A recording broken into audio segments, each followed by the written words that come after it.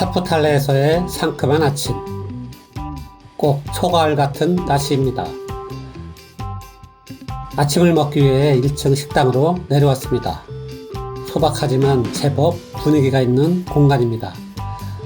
아침 식사는 현지 음식이 아니라 토스트와 과일, 그리고 커피입니다. 너무 가성비가 좋은 숙소라서 일행들의 의견을 모아 팁 1000루피를 남겼습니다. 혹시라도 나중에 이곳을 찾는 사람들을 위해 전화번호도 찍어두었습니다. 오늘 오전에 가야 할 곳은 까마득한 차밭 꼭대기에 위치한 립톤의 의자로 숙소에서 14km 거리입니다. 립톤은 영국의 유명한 차 브랜드로 창업자 토마스 립톤의 이름에서 따온 것입니다. 스코틀랜드 출신이었던 립톤은 식민지 스리랑카의 차밭을 대규모로 사들임으로써 1890년 당시 상류층의 전유물이었던 차 가격을 낮춰 홍차의 대중화를 이끌었다고 합니다.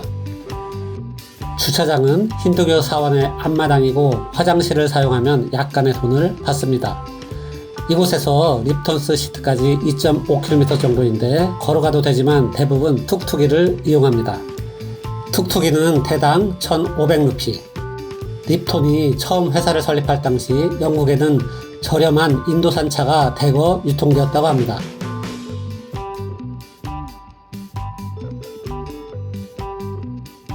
가파른 길을 올라가다가 툭툭이가 말썽을 일으켰습니다. 몇 차례 시동이 꺼지자 운전수는 아래로 가며 다시 시동을 걸었죠. 시동은 걸렸지만 운전수가 접속 불량인 전선을 손으로 계속 붙들고 있어서 약간 불안했습니다.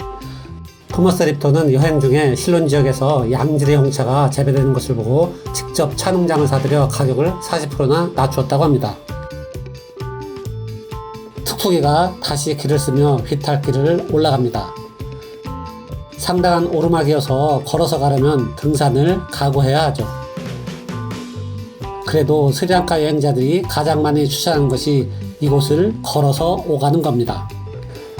특히 이곳에서의 일출을 첫 손가락에 꼽죠. 희미한 운무 위로 떠오르는 일출이 경이롭다고 합니다. 차밭 노동자들의 임금은 매우 싸다고 합니다. 노동자들은 하루 40kg의 찻잎을 따고 일당으로 8,000원 정도를 받는다고 합니다. 차밭 노동자들이 그늘에 모여 일하고 있습니다. 트레킹으로 정상까지 다녀오는 여행객들이 스치고 지나갑니다. 이곳에서 일하는 사람 대다수가 인도 남부의 타밀족 출신이라고 합니다.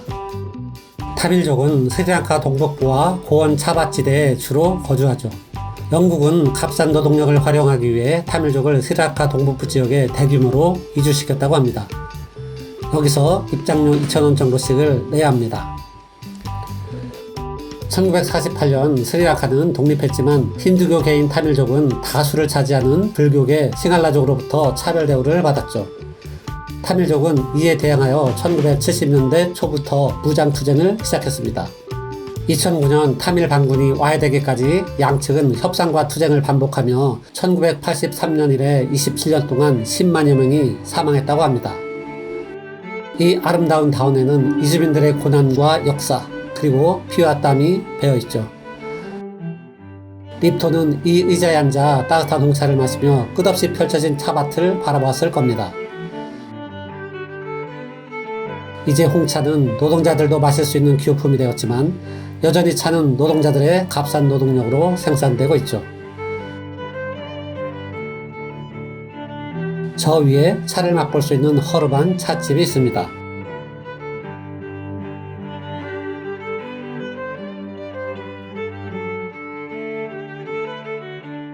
찻집으로 올라갑니다. 차값은 1,000원이 채 안됩니다. 찻집에서 차를 마시며 바라본 풍경입니다.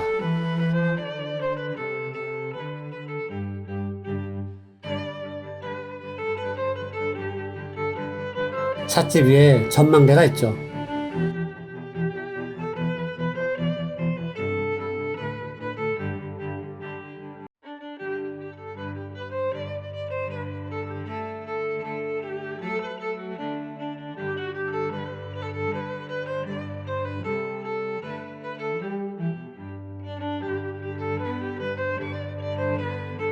이곳에도 팔자가 늘어진 강아지들이 있군요.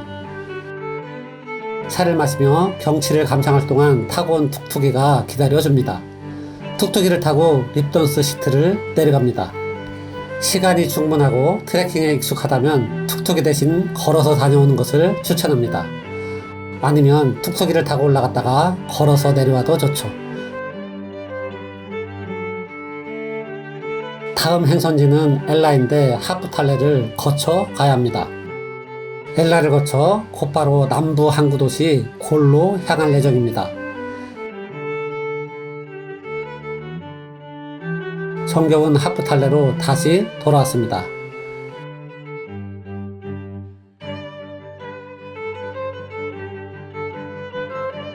이곳에서 여행자의 천국 엘라로 방향을 잡습니다.